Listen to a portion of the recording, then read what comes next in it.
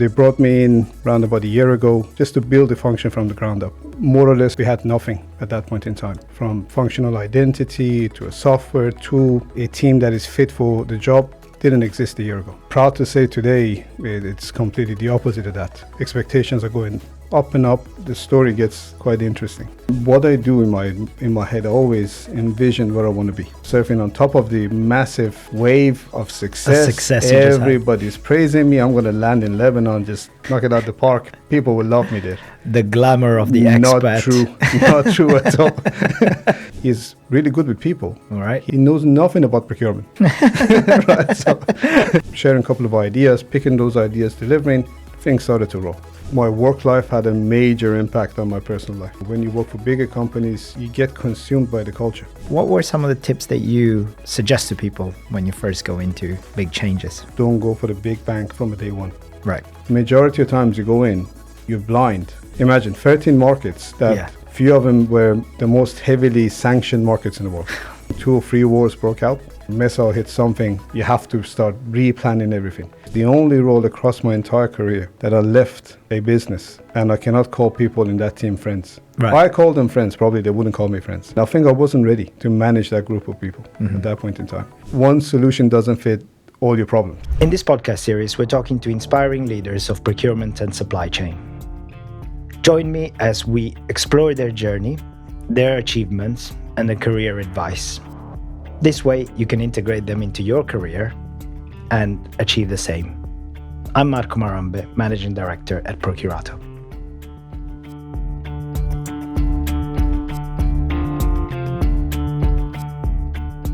Hi, everybody. Today, we're here with John. John is the CPO at Bolt. John, hi. Hi, thanks for having me. Thanks for the opportunity. Good to have you on board. Thank you. So we usually start the series now asking a little bit about, for those who may not know Bolt, maybe can you tell us a little bit about the company and your role, and in terms of what you're proud that you have achieved with you and your team today? Bolt, very interesting company. Becoming a household name, I think, pretty quickly across Europe. Indeed. What we do in a nutshell, we're a ride-hailing company. One of the first and only that came out of Baltics. It got to unicorn status quite quickly, worth billions now. I'm going to tell you how much, but billions. I'm sure. Ride-hailing, food delivery, grocery delivery are the core of the business. And we got some other micro-mobility side of the business as well, which is quite exciting. If you go to Western Europe, Eastern Europe, you see our scooters and bikes more or less everywhere. And the story of the company is quite interesting as well for the audience. Just go on LinkedIn, search Marcus Filick, who's the founder of a company, how he built the company from streets of Tallinn, one person sitting on the back of the cabs trying to sell the software to those people, to having billions of revenue. It's just fascinating story. Yeah. So that's from a company perspective. What I'm doing in the company, I'm the Global Procurement Director, CPO. They brought me in around about a year ago just to build the function from the ground up. We had nothing at that point in time, from functional identity to a software to a team that is fit for the job. Didn't exist a year ago. Proud to say today, it's completely the opposite of that, right? Expectations are going up and up. We're bang in the middle of a major source-to-pay tool implementation. So we're building that sort of product of procurement slowly, gradually. Amazing. And that's probably the end of the story. And we'll probably start from the beginning and connect back to that, which is really great. As you will have seen, we normally start with getting to know you a bit more. So one of the questions I like to ask, and the question we always ask, is if your friends and family were to describe you, how would they describe John? And let's start with family this time. Yeah. Family, again, depends, right? My daughter, the fantastic daddy, the fun guy. My wife, you really don't want to know. I'll just keep that as a secret. Nobody knows, just us. Yeah, for sure. The wider family, again, in general, if you say family, then to the wider friends group of people that I interact with, I'm known as the sort of the stand-up comedian. Okay. Right. So if people want to have a laugh, I'll get invited. Yeah. If the gathering is a bit more serious, It's a bit don't somber. invite John, he will make it. Keep the mood up, which is good. Yeah, exactly. Yeah, that's amazing. And your friends, I suppose, they on the I'm same the level. stand-up comedian, always.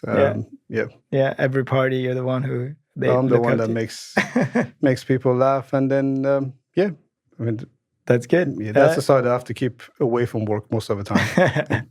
Well, I'm sure your colleagues also still find some interesting stories you have. Good. So let's start with the history of how you got into procurement and how you started in the world of procurement as such. Maybe even starting from just after your studies and how you were sort of looking around and what you were looking to do, or what path you took really to start the first few steps within the world of procurement. Yeah, I've watched a few of these podcasts. I mean, everybody says their journey into procurement has been a bit unconventional. Yeah. I think people don't aspire to land in procurement. You get a few people. Yeah. It's always how things came together for somebody to land in a job and grow. And I think mine is not any different.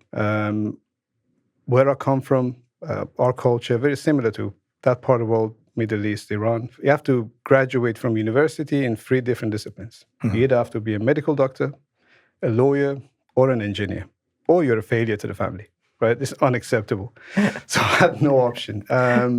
So I studied IT, graduated with a very decent degree, came out, and the moment I walked out the university, I knew my brain is not big enough to be an IT engineer. Yeah. I struggled the entire time, although I got a first degree, I have to say, I didn't enjoy it. It was very difficult for me.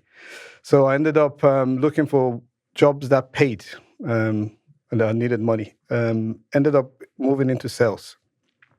So I started here selling conferences and social hospitality events, that sort of thing. Yeah. That got me into my sort of first decent job with a decent company with a decent profile, which is still a FTSE 100 company in Forma. We used to sell databases, conferences, you name it. Cold calling people, convincing them into buying something they didn't need. Yeah. Unconventional from a procurement point of view, but literally on the other side. But it's hardcore helps you sales, to learn. right? Yeah. I think one thing I've learned from that is the success ratio, conversion rate. Yes. 1% was a success. Yeah. So people, when they attempt 2 or 3 times at something, they didn't succeed. I'm like, guys, you still got 95 more times to attempt. Right? Yeah, So, exactly. And I did quite well, right? Despite my English is not my first language. I think it still shows, but back in the days, it wasn't really there. I was an extreme case of an introvert that opened up a different side of me, brought out a different side of me. I'd realized I'm an introvert, but an extrovert at the same time, which is ambivert, which is a discussion we've had with a few. which is a very strange place to be. Yeah. And I stayed in sales for around about 3 years. Yeah. And again, people say I went from strength to strength. Not really, but I gradually I went up. Ended up in Forma branch in Dubai. Wow. When I moved is when credit crunch happened. And it was quite interesting. I moved, I landed, went to the office, signed the contract, got the role, and then the business got dismantled, closed down within a week. Right. So quite interesting. This was your first experience abroad after moving out, and it didn't last that long at that Turn point. of events, literally on the spot that you lose your job, and Dubai is expensive. Iran was next door. Went back home. Yeah. So let's work here for a while. Yeah. Obviously, younger, enjoying with the family, friends, different environment. And then a friend of mine said, "Can you do procurement?" Yeah. First thing I had to do, Google what is procurement. So I didn't really know. And my sales pitch was, I'd worked on the other side. I know the sales techniques. I can succeed. That's how I got into really procurement. Yeah. First job in British American Tobacco. So that's the starting point. Amazing. And that's how you landed for the first time in procurement. Yes. And obviously, I think the angle makes complete sense, right? You're on sales, so you know what you're selling, you know the approach. Now let's look at it that way. So did it turn out to be like that, or did you have to learn everything from scratch? Yes. Although I have to say, the approach to overall business always stayed with me. Yeah. I see everything as a sales pitch, right? That's great. But in general, there isn't much you can do. You know how to negotiate, but that's where it ends. The other things aren't really relevant. Yeah. So you landed there first, and obviously, being what it was, BAT, they will have a mature function, and so you had some guidance, I suppose, to start with on what to do, or literally had to set everything up, learn on the spot in some of those I cases. have to say, these big companies, big organizations, BATs of this world, P&G, all of them, they are fantastic universities. Yeah. Right? They value people, they value developing people. And when you go in from a day one, they don't expect you to start running as they want you to. So they give you the platform. And that was the case with BAT 100% as well. So I landed in a job, I had no clue what I was doing. Yeah.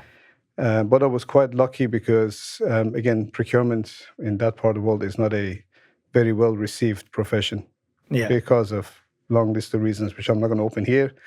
But turnover was quite high. Before I landed in the role, more or less 10 people, 10, 8, I don't know the exact number, but lots of people came and gone. Me coming in procurement. In procurement in Iran, right? So when I came in, it was to them something different. Somebody that doesn't know the realities of the market, doesn't necessarily speak. I speak fluent Farsi, but I don't speak the fluent Farsi corporate language. So it's quite different. Oh, yes, of course. Speaking at home with your family and friends it's quite in Farsi different. is going to be different. Quite different. Yes, and I was lucky. One of the people that had, I think, the biggest impact in my career, a gentleman by the name of Shamil, he really took me on and developed me to who I am more or less today. Like the strict father you want to have, right, to get to a certain place. Shamil was that to me. Yeah. So I landed there. They needed to build a function. I got the guidance from the top. What do you need to do? Just put the basics in place. Right. Build some relationships, put a policy in place, start building a framework, and just following the instructions and having some initiative to get a few things done started to make some impact overall in Iran and in procurement organization. And in the span of 1 year, I got promoted once, and then became sort of the procurement manager Iran, although we didn't have a target, the title at that point in time. And succeeded in doing many things, marketing stuff. We put a structure around marketing, built relationship with more or less everybody within the company. And the funny story is the CFO in Iran became a friend. The GM of Iran became the biggest sponsor I ever had in my career. Oh, wow. Fantastic guy by the name of Jorge. Yeah. The amount of time that Jorge came in, got my back, got me promoted, moved me around, I cannot tell you. Just the importance of those relationships. Yeah. So building those relationships really gave you some strength. And shout out obviously to both Shamil and Jorge. Being persistent, being outside their office. I need to talk to you. I need to get this resolved. Yeah. They saw me as a kid. They gave me the space, but that space that I got things done, which was quite positive. And then at that point, how did the next step move, and how did you move on to the next phase of your? Yeah, that the story gets quite interesting. Yeah. What I do in my head, I always envision where I want to be. Yeah. Right. So when you work for these bigger companies, you see lots of expats moving around, right? Learning, developing. So started getting the job done in Iran, and things were coming together. I was developing the knowledge, developing the network. I could see there's an opportunity to go somewhere else. Maybe I can incentivize for an assignment. Didn't have to do it. It came to me. Lebanon had more or less the same problem. The Levant in Yemen office, one of the headquarters we had. Again, we needed to hire a new team, build a structure, framework from the ground up. Same issue with the policy, same challenges with the stakeholder, backlog of projects. Lots of things weren't happening. Yeah. John, do you want to go to Lebanon? Of course. On a plane, off to Lebanon for a year just to sort of replicate what we've done in Iran. Yeah. With the assumption that, I'm surfing on top of the massive wave of success. Everybody's praising me. I'm going to land in Lebanon, just knock it out the park. People will love me there. The glamour of the expat. Not true at all. Didn't realize expats are not really liked. No.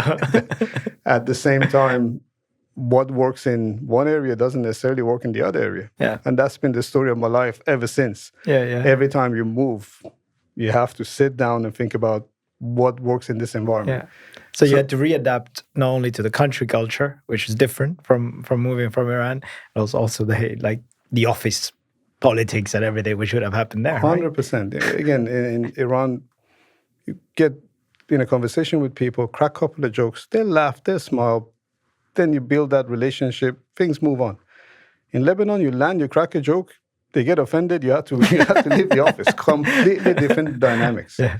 And then one reality was again, I don't know if it's still the same, but GMs, area directors, they had their own kingdom. Yeah. They wanted to run the business in a certain way. Their own P&L running. Their own P&L, their own process, their own people, their own, as I said, kingdom, basically. Yeah. And they had a vision of how they want to buy stuff, right?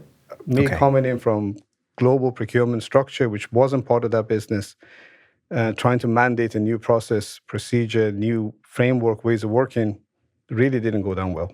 Right. So it took way longer than expected to actually get something off the ground, to start getting the buy-in from people. Over there, what changed was the hard work, breaking a sweat, delivering was needed. I needed the sort of evidence of success to build on, which I didn't have. No. So you came with what you thought you had achieved, and you thought, oh, I've done this already, I can bring That's enough for them to trust me, but it wasn't the case at all. No. Nowhere near, right? So I had to prove myself from the scratch. Yeah. The guys trust me, I can get something done. Yeah. So if you recall that moment when you sort of presented all the stuff that you thought would be good, and you sort of, people just switched off and walked off, and you sort of went, right, I have to restart. To be fair to them, delivery was quite poor. Yeah. The message was badly sort of drafted. Yeah. The approach was borderline childish in a way. Yeah. Part of the, growing up and maturing in this kind of environment. But I had to succeed. So what I've done, I took one of the projects on, right? Although I wasn't a sourcing manager, but you take on a sourcing project, you get it done, deliver it. For the life of me, I was thinking about which project was it this morning. I do not remember at all. But I do remember something in marketing, but don't remember. Yeah.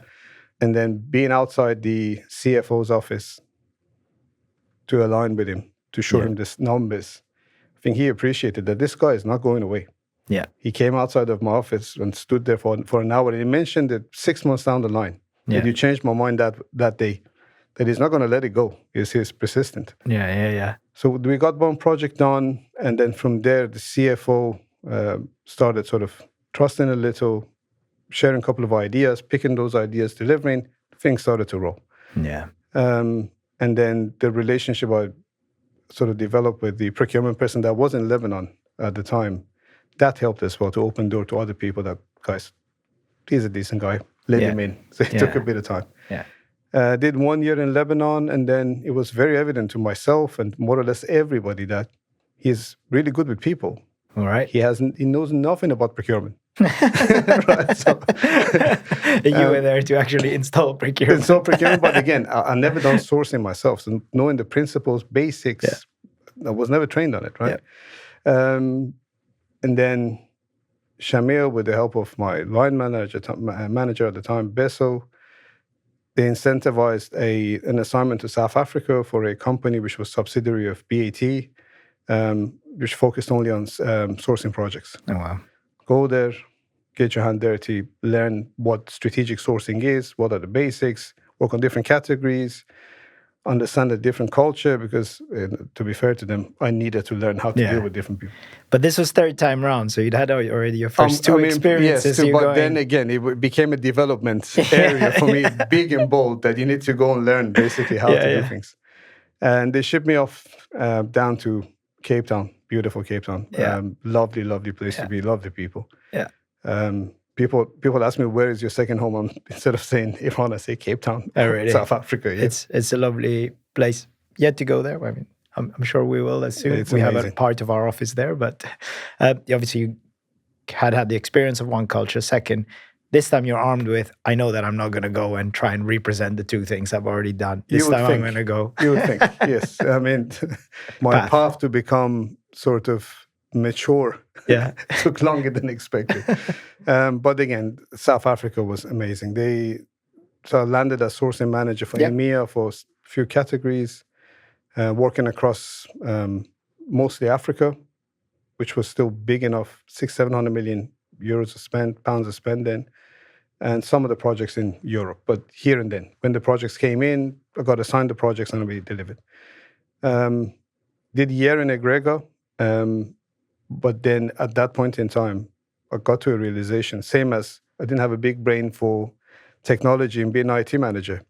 I had no interest in becoming a sourcing manager. No. It wasn't for me. It's just the same process repeating itself. And I wasn't really a superstar in it. I really struggled. Okay. The Standardized processes. your engagement style changes. So it wasn't for me, really. But it gave me the basics I needed to manage.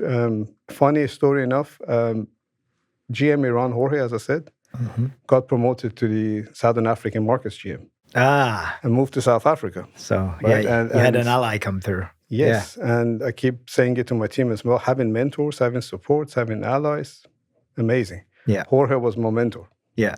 Right? And I had meetings with him every month. We go, we chat.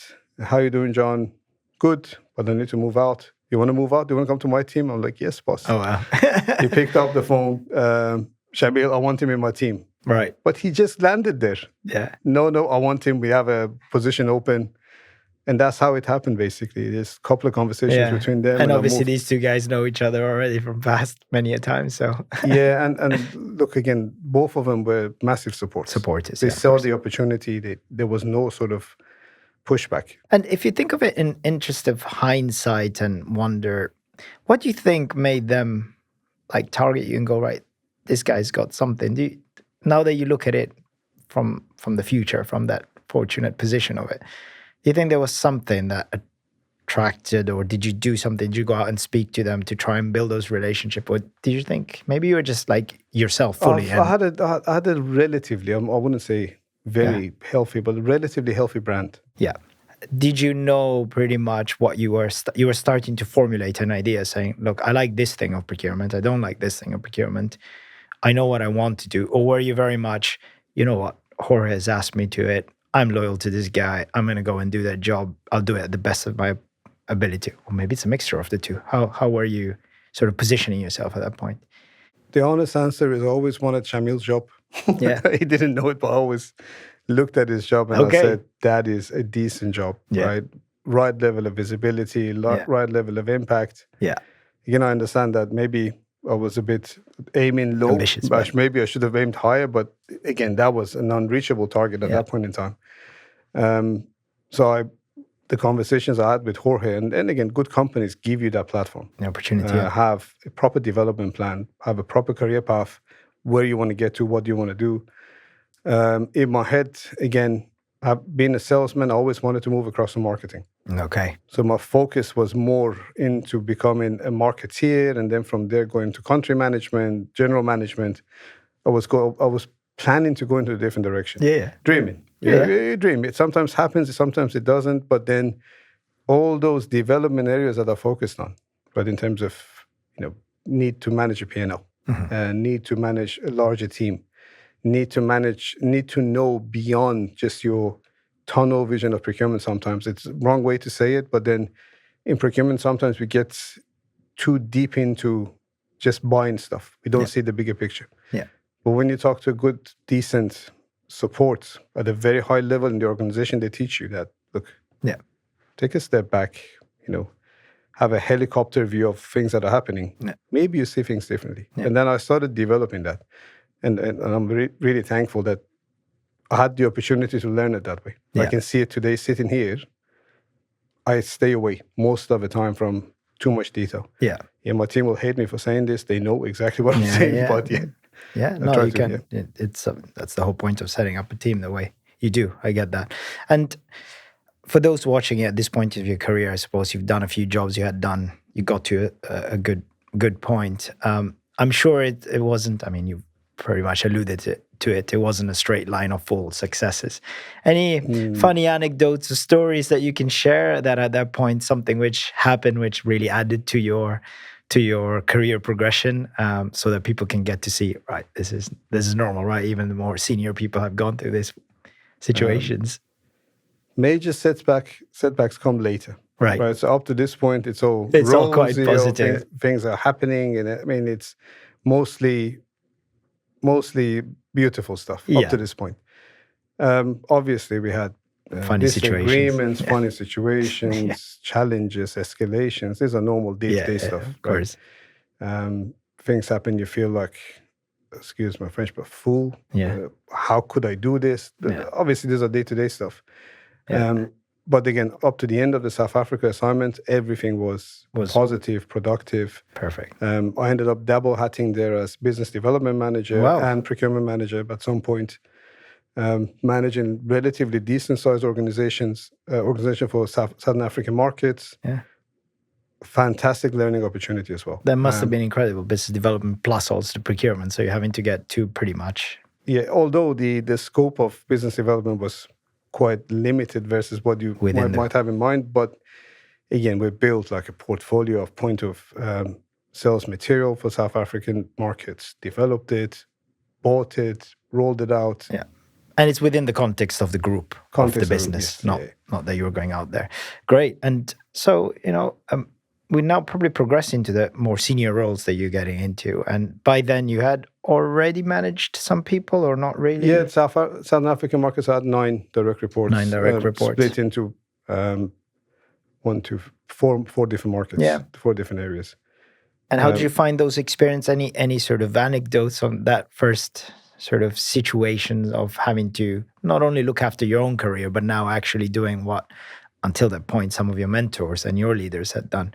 Was there any things that you had to adapt to that people should bear in mind if they're starting, let's say now, to start managing a team? It was a shock to the system, to be honest. Okay. Right? Managing people in markets that are quite immature. Yeah. Right? From business operations point of view, from cultural perspective, there was complete disconnect from the environment I grew up in, from the language I used in a corporate setting, and my understanding of how to manage a team, to be honest. I was quite lucky because I never got senior managers to manage. Right? People at my level, maybe one level below, easier to manage, and I had a very good team. Yeah. It didn't turn into a drama in the end. No. But lots of learnings in terms of how you position yourself, how you drive people who are in a different market, different understanding of the priorities, keeping them on track, making sure when you align on something, they understand your language. Because I had that problem at that point, still do have the problem, but then was a major problem. Communication style. Make it clear for people to understand. This is the expectation. Yeah. This is what needs to be done. Maybe I was too prescriptive, in a leadership spectrum, from being a dictator to a liberal, leaning more towards a dictator than a liberal, without having any sort of flexibility in that space. So I made huge mistakes, but again, I was lucky with the team, and I was lucky with sort of support I had. So when things went south, people helped. I cannot go into detail of what happened. Yeah, no, of course. Mistakes were made, but we survived in a way. But you managed to go through it as such. And it must have been also like triple whammy in a way, a change of culture, change of types of business, because Gregor was doing something slightly different from an in-house function, also outsourced, albeit still part of the group, as well as managing a number of people who maybe were not all from South Africa. Maybe there was a bit of a mixture. People in Zimbabwe, Zambia, Mozambique, Malawi, so different markets. So to be honest, some of the countries, if you asked me before I moved to South Africa, I couldn't point them on the map. So I had to go and learn. So where is Maputo? Yeah. Right? Understanding of how the culture works. Exactly. Nowadays, you go ChatGPT, it tells you everything. Over there, you had to land and learn on the spot. And actually meet the people and actually understand. But I have to say, the most beautiful group of people, most beautiful experience you can have, go to those markets, go to Zimbabwe, go to Mozambique, Malawi, all of them. Yeah. So each and one of them left me beautiful memories. That's amazing. So I'm taking it that go with an open mind really to make sure everything works out. Great. So we'll probably delve into now the other part of your career where we're talking into more sort of the experience, the more senior. Before we do, there's also another question we typically ask, which is around, your career doesn't run parallel without your personal life influencing as well. At that point in time, or is there anything you could share with us which kind of connects the two dots around, whether it's a joyous moment, you met your partner, whatever it is, in a certain place, or whether it's a more difficult part, which actually had an impact on your career as well? Again, my work life had a major impact on my personal life. Okay. I have to say. Yeah. I got married. Yeah. I proposed to my wife. Yeah. Through my boss. Through your boss. Yes. Okay. Long story, not super connected to it. Super connected, right? Bessa, who was my boss, who was the one that actually made me pick up the phone, call my wife, and ask her to marry me. But so you had to be told by your boss. It's a very long story, but it's not as sort of brutal as I'm saying.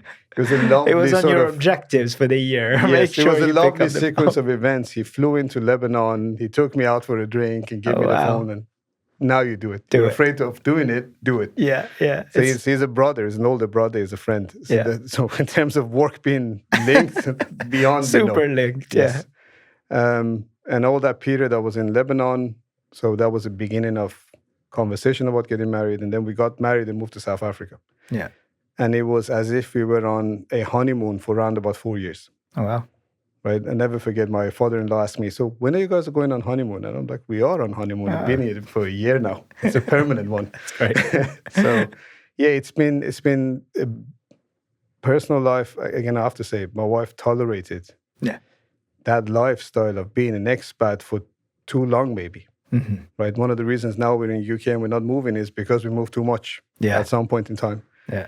So heavily linked, heavily influenced, massive learnings in terms of how to balance your personal life with work life. Yeah.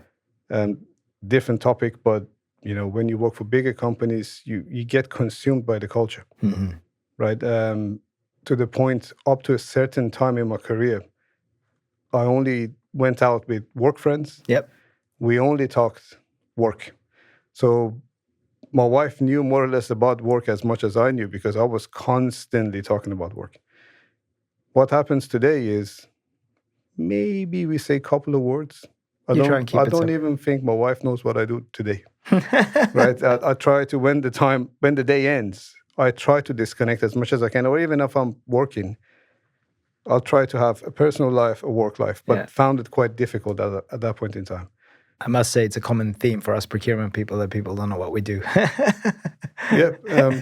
Had a group of friends who were dentists. Yeah. They only talk dentistry. Yeah. I was talking as if I knew, and I still can do the same when I go to a dentist, but they should have stopped at some point. Yeah, exactly.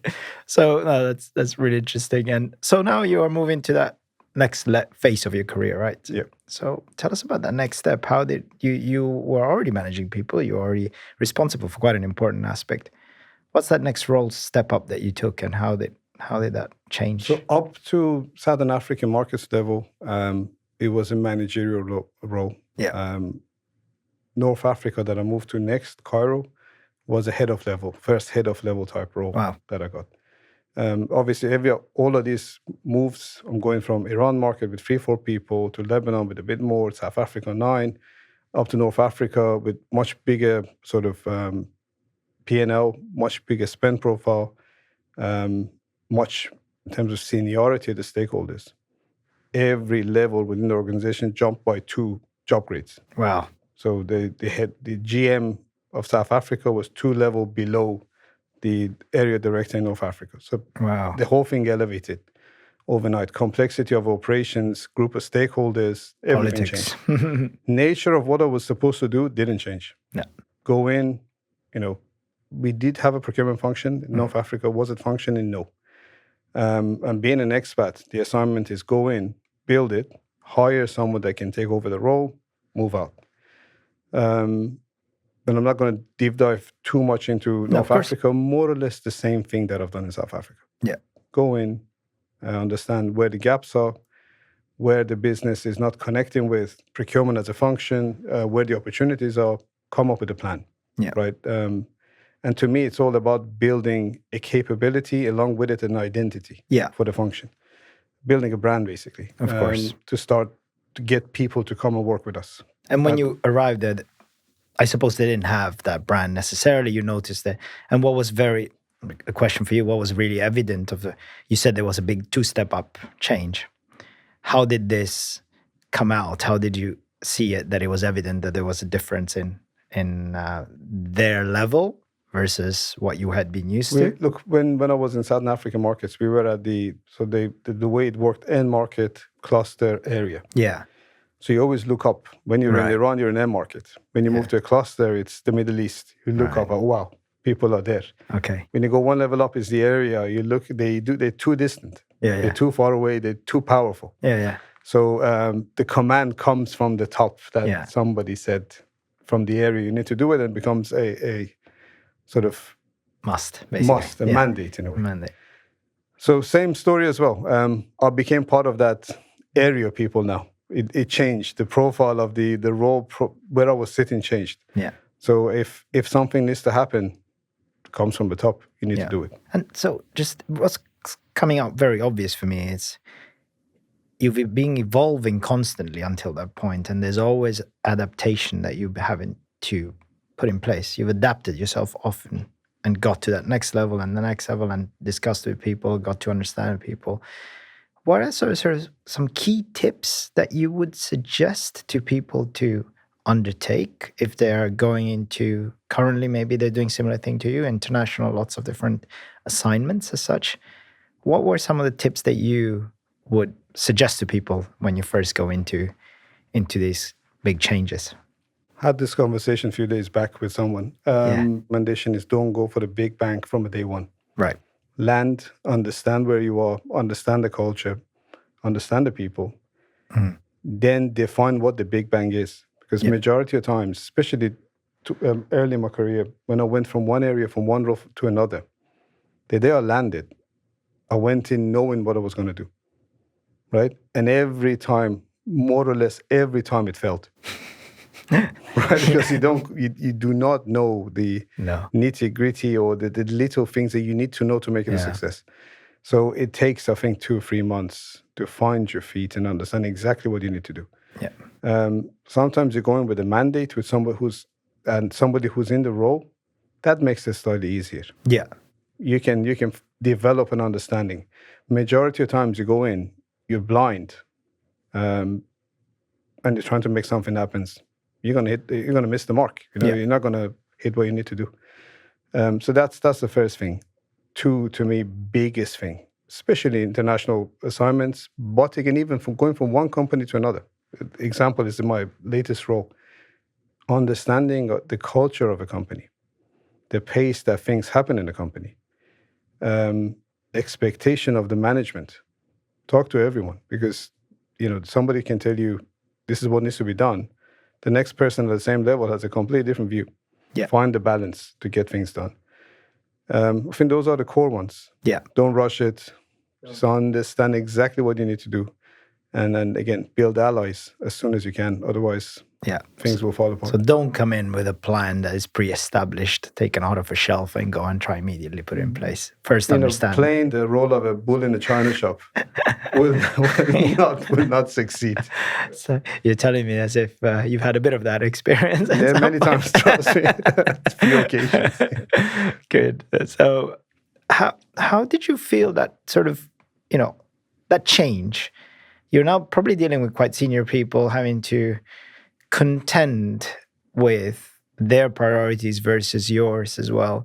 How did that change in mindset for you come about? And did you recognize it quite quickly? Or was it something where you kind of started to understand I needed to pick up some of their requirements, I needed to work with them? Or was it mainly like, I've got a target, I've got to hit that target, so I'll explain to everyone, bring them along with me, but ultimately, that's what I've got to do. What's worked better for you? The role in North Africa, that was a major problem, major difference for me, right? Prior to that, I was either too junior to matter. Yeah. So even if I made people upset, Yeah. It really didn't matter. Right? Yeah. Or I was amongst friends. Right? I had massive support. North Africa was more or less the first place that I landed in a relatively senior role, dealing with senior people, Yeah. and building everything from the ground up. Yeah. Again, right? Yeah, so it was quite different.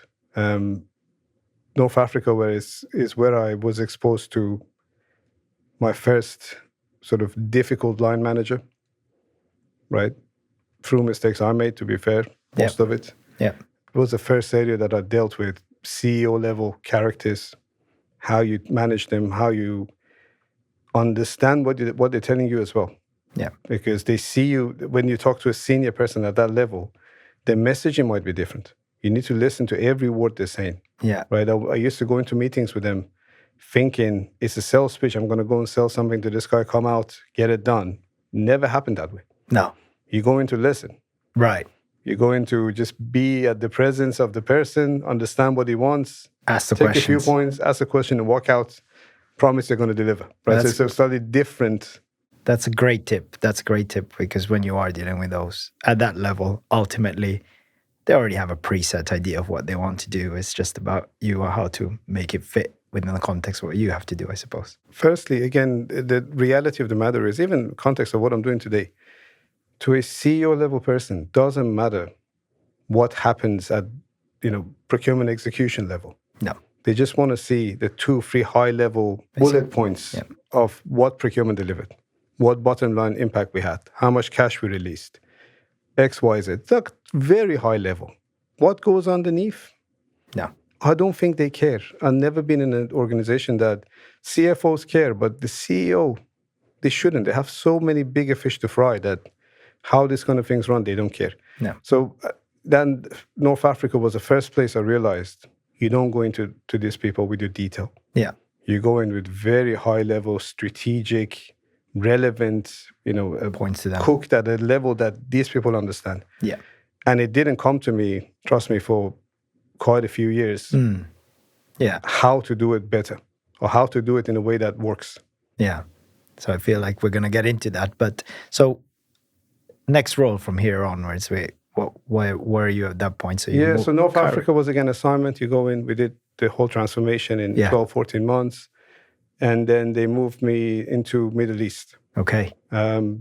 Big things were happening in Middle East.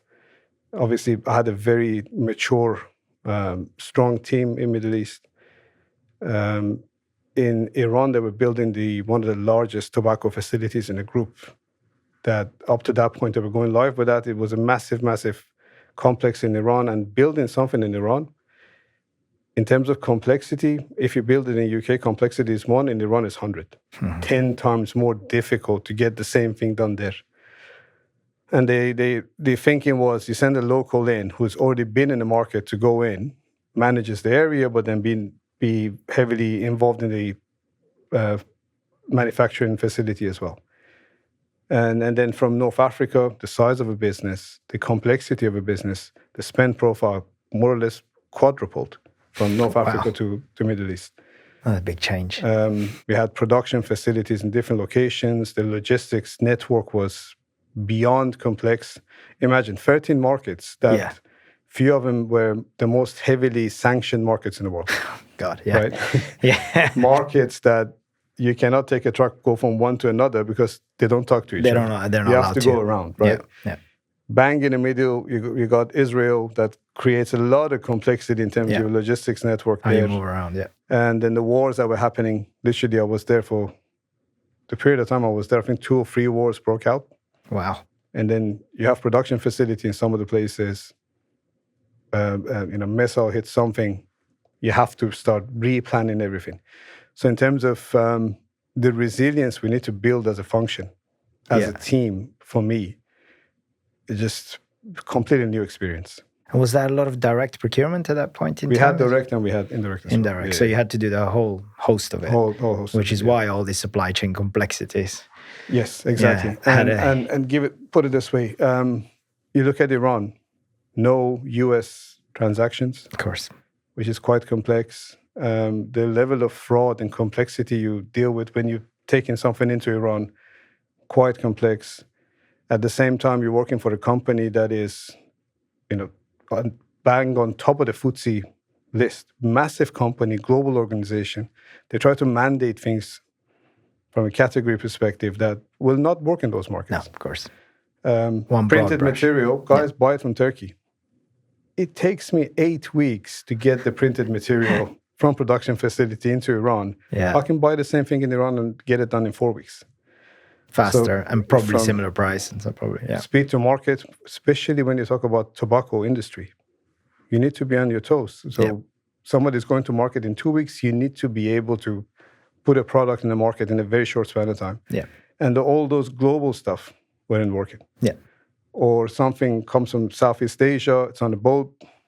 Again, war breaks out, Yemenis do something, boats are not moving. What are you going to do? Yeah. Right? So all those problems that we had. What's interesting and strikes there is really, there's this context always about global power of buying that one has because you're a large company. And I suppose in your story to date, everything is always, yes, you can do that, but it doesn't work easily. And there must be some positives that you can pull out of the, I suppose, global presence. So in your experience, which is actually quite powerful, what you've been saying till now, is where are the things that you think there is value to be had in this global sort of supply chain knowledge and leveraging that? And where are things which you feel, you know what? What we benefited from, mostly, 90% of the time. Again, South Africa, for instance, it was too far away to benefit from some of the deals we had in place. Of course. So you talk about shipping marketing material to South Africa. Takes weeks, right? You try to find something locally. So what we benefited mostly in BAT, especially from global point of view, was the know-how, the knowledge, right? Take something from people who know how to do it, try to deploy it locally. That was the sort of best practice to have. Great. In Middle East, it was quite different. It's a hub right bang in the middle of everything, but then you got different set of complexities. Yeah, of course. So we really didn't benefit much in majority categories.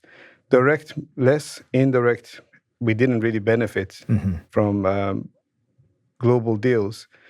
But as I said, the teams helped us significantly with how to do things better. So it's the learning state that actually helped you from that came through more than the actual commercial benefit. Yeah, that's great. And that's really interesting to get a head around. So yeah, lots of complexities, lots of things happening. Obviously, it's always a hot spot in there in terms of communication between countries and that. So biggest learnings before you move on to your next step of your career at that point in time? And I have to be honest, the biggest learning for me in that period of time, two things. One, I didn't manage my team well, right?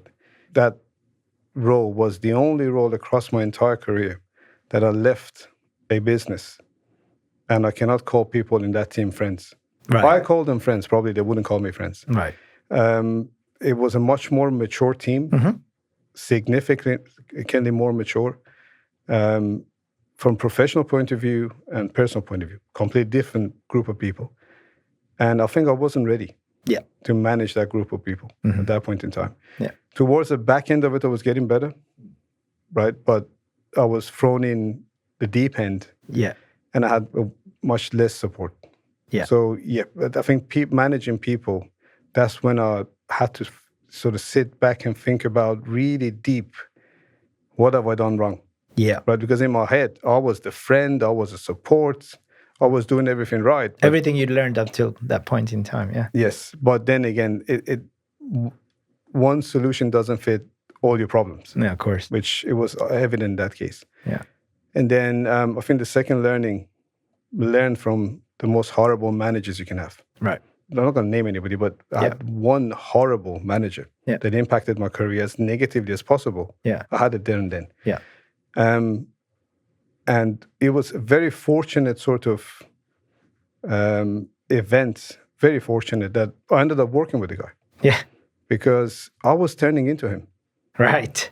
It occurred to me a few years later that you were him yourself. Wow. You were very close to him, right? And you hated him. Yeah. So You know what I mean?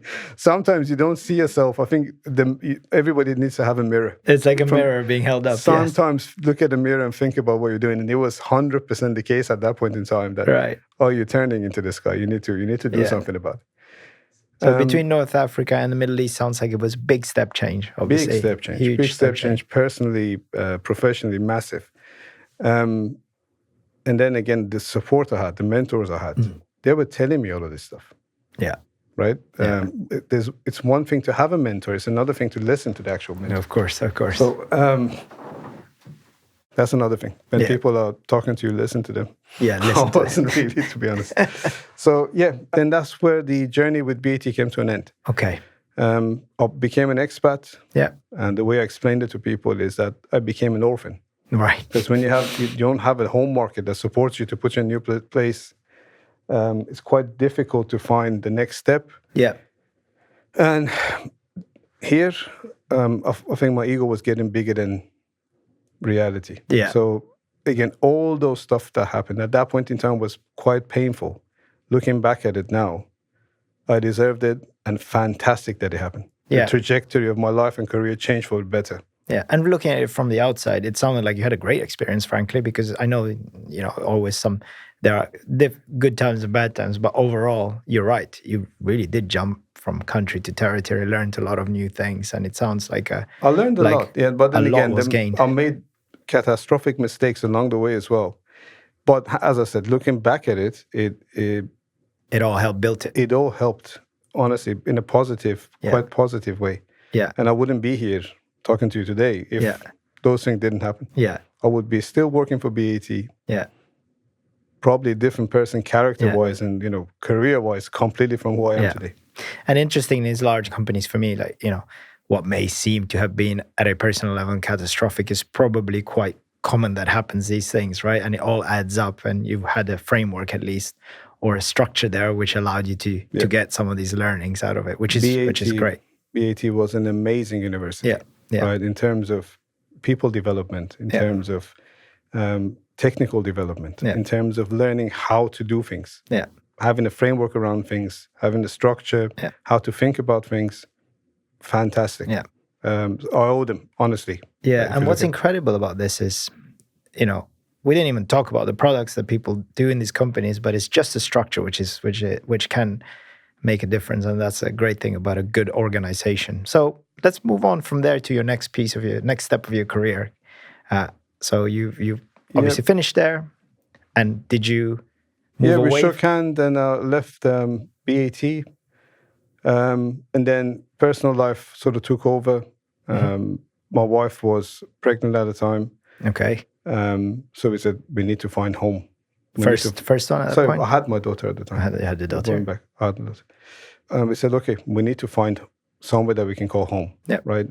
Iran wasn't the place. No. The plan was always to move out, and London for me, I spent most of my life in London anyway. So it was natural for us to plan to come back to UK. It was home. It was home. 100% was home.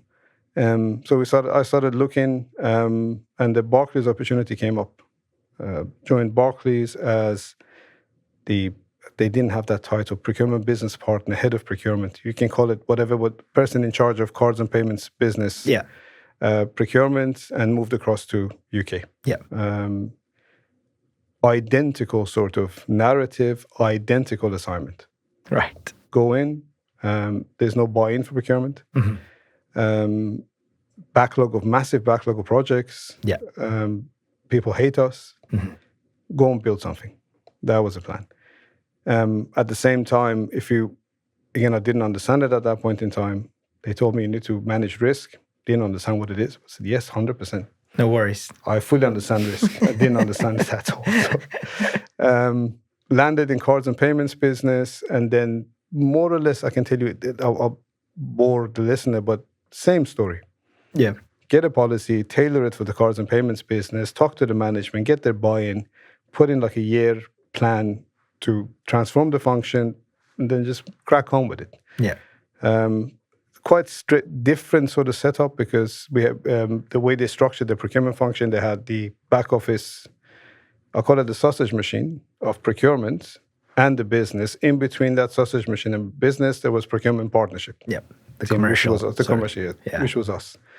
So I didn't have a direct team, but then I was working with the sourcing team to get stuff done. Same story again. The management bought into the plan. We put the plan in place, improve user experience, improve sort of the intake process, get the projects that are all stock delivered as well.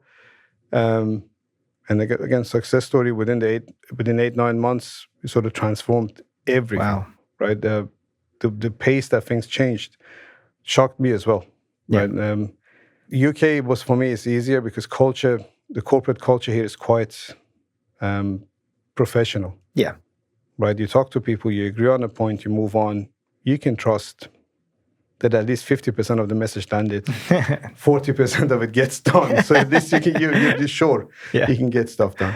You've been through a long journey at that point already, out the UK, went to a lot of different places, came back. Was there a little bit of a counter shock culture coming back and going, wow, okay, now it's slightly different? Or it wasn't a corporate culture shock. It was the lifestyle shock. Yeah. I was an expat for a long period of time. No more the glamour. No more the glamour. Just taking the tube every day. Gone, yeah. It was quite different. But the culture shock was a positive one. Yeah. Right. How professional people are. One thing I keep repeating to myself and to my team is that it's good to have people above you that you can look up to. Yeah. You have a target. Of course. This guy, impressed me beyond I can tell you. Yeah. Right. My current mentor, external mentor, a gentleman called Jim Winters, he has nothing to do with procurement. Yeah. He's head of prod in a nationwide bank. But every time we went to a meeting with him, the only thing I could think about is that how he got there. Yeah. How he manages a team of this size, business with this complexity, with so much ease. Mm. And when he talks, everybody listens, even people above him. Yeah. When Jim talks, everybody zips it, everybody listens. Yeah. And that was sort of the energy drink in a way for me, going to work every day, seeing those people. Yeah. Impressive people. Yeah. That's where you got to at that point. It sounds like you achieved a lot in the space of 9 months as such. So is that now which takes you back to where we started as well? Is that, or there's a step in between? No, there are actually 2 steps. So yeah, I'll cut the story short. So I did that role for 1 year. I became what they called us one of the heavy hitters. Yeah. I don't know what that means, but that's what they called us. Yeah. So they put hopefully me it's based on your successes. So. They put me, again, one thing that I've learned in my previous life in BAT was the resilience, approach to transformation. I became a transformation change agent in a way. Mm-hmm. So I was doing it sort of organically. There was no push there. Then the Barclays UK, the challenges were the same. Mm-hmm. They were running a couple of gigantic projects, a cost efficiency project, a project it was called Print and Mail at that point in time. Just eliminate paper from your day-to-day business, go digital. Very simple on the paper, but when you actually go into the execution, it was a ginormous project. Yeah. They needed somebody to manage that. So I moved across into Print and Mail project, and then COVID hit, world turned upside down, and that's it. That's where sort of life slowed down a little bit, for at least a couple of years. Yeah. Right? Again, a lot of success stories in that period of time. Getting that Print and Mail done, that cost efficiency project, I co-led the cost work stream of that with a colleague of mine. We identified, I think, if I remember correctly, 120 million pounds of opportunity. It was a massive, massive project. Yeah. And then my journey came to an end with Barclays when they decided to move portion of their procurement team out of London into their strategic sites. Mm-hmm. And I had the option to move to different locations or take the redundancy. Change jobs, basically. Yeah, so I went with the redundancy. Yeah. And landed in a BPO company called Chain IQ, managed an account, which was MUFG. Identical story again. Go in, build something. This time, the major change was I'm not in the organization. Yeah. I'm not the procurement function. I'm an external resource coming in to roll out procurement, which triples the complexity of whatever you want to do. Yeah. The first question is who you are. Who Yeah. are you? What? You don't even have an MUFG email account. You're not even part of the You're company. not part of a company. Although we had the account in the company, they knew we're Chain IQ people. Yeah. So it was a completely different landscape. I think within 18 months, we took an account that went live, but at the point of going live, it was at the point of collapsing in a way. Yeah. Things weren't happening as it should. We made lots of promises. We were behind. Team on the ground wasn't lined up to get stuff done. We transformed that in a short span of time, thanks to 2 or 3 more or less people in the organization. The CPO of MUFG, which was an ally partner, honestly helped beyond what I can tell you to get stuff done, and a few people within the team that carried the heavy weight. I was a politician, the marketeer in the background supporting things, but these people actually carried the weight. Did the work, yeah. Yep, and then Chain IQ job came to an end, and I moved across to Bolt as a CPO of Bolt now. And that's where the journey, where we started again. It's been a really interesting career to how you kind of went through it. And I know we touched upon some of the more senior sort of scopes and things. And I think what would be really interesting to understand, and given that you're now live in the project, and I know you've already mentioned at the beginning that there's quite some interesting things to do, but because now Bolt is a tech company, what are the big differences you noticed moving from a procurement in the traditional sort of industries as such to a tech world? Let me put it this way. There are more or less no similarities. Okay. 0. Yeah. Expectations are the same to some extent, but in terms of how you run it, completely different. So for me, I think, again, I've been quite lucky. Things that happened to me in my career worked for the better. I think this one was one of them, big time.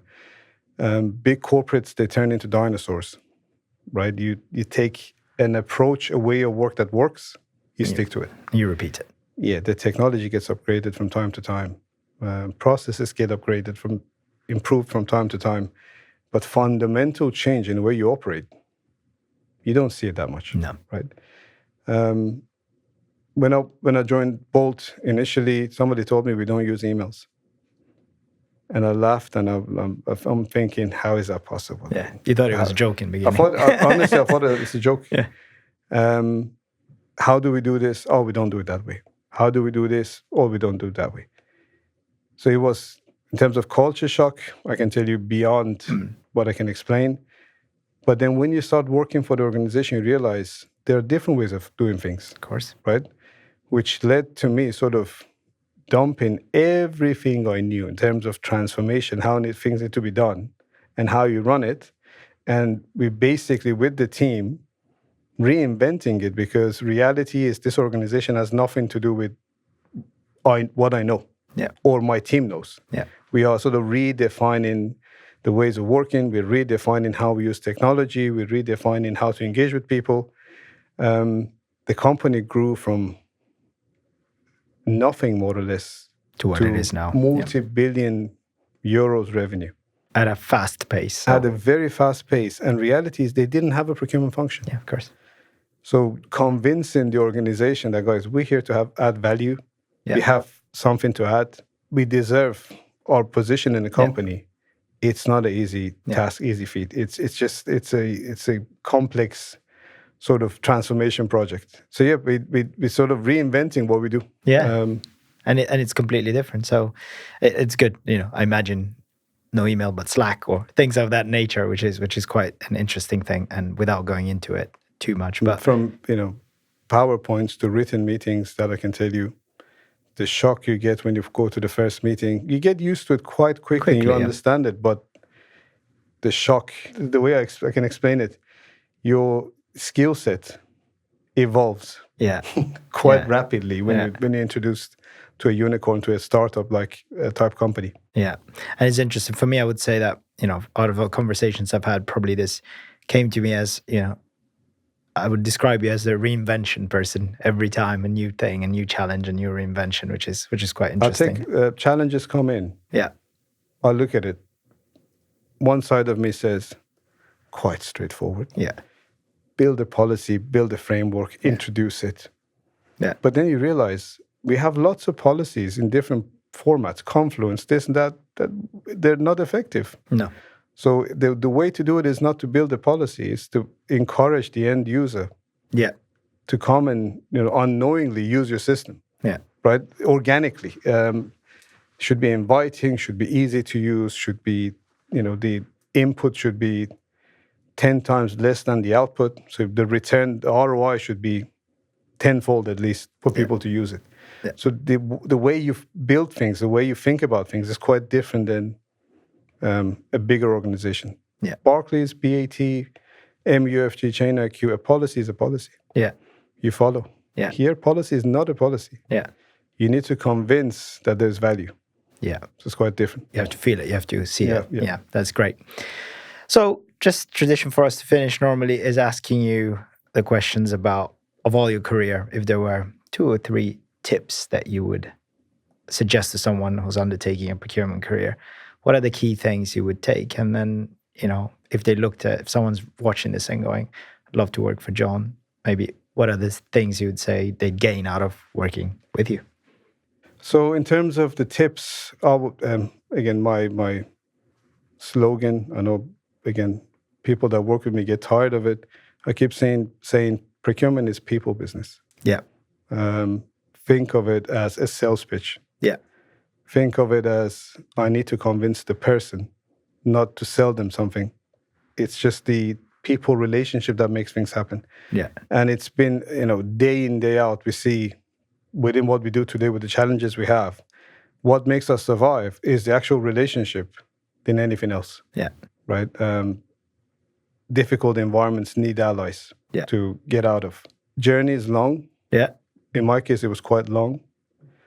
But I wouldn't get to where I am today without having a vision of where I need to get to. Got it. Right? So I always wanted to be Shamil, head of. When I got to the Shamil, I wanted to be the person above. So I always had an eye on that. Yeah. Again, probably at the beginning, I was too aggressive to get there. But then you don't dream about jobs, but having a vision, having a sort of target position, I think helps everybody. Yeah, people business and aim for the stars, basically. Stars, yeah. And then procurement journey is not easy. You should be resilient. Yeah. There will be many setbacks, many challenges. Don't be discouraged. The reward at the back end is quite big. Yeah, it's great. Thanks. And then the final thing is just, if people were to work with you, what would they gain? Personally, from me, again, one thing I do happily is to share. Yeah. Right. I think the key to success of me and my team is having an open dialogue and open mindset to share things with people. Yeah.